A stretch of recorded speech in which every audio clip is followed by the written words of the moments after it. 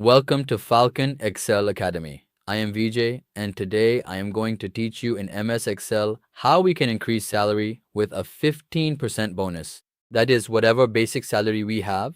For example, here we have added the salary, and we want to add a 15% New Year bonus to it for all employees. So, how will we do this? Today we are going to learn about it in today's formula. So, first of all, what you need to do is write the data like this, and then we will write a small formula here.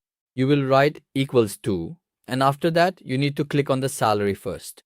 That is, this is the salary we have, and after that, we will multiply it by 15. That means you will multiply it by the 15% bonus.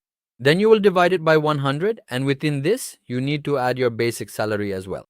That is, you will add it, and when you press enter, your basic salary with the 15% bonus will appear here. Now, as we drag this, you can see that the salary here has increased for all employees with the 15% bonus. See how easily we can add the bonus here with the help of this formula. So this was my lecture for today, in which I taught you how you can add a bonus to the salary. I hope you definitely learned something new in today's lecture. If you liked the video, please like it and share it with your friends. We'll meet in the next lecture. Until then, goodbye.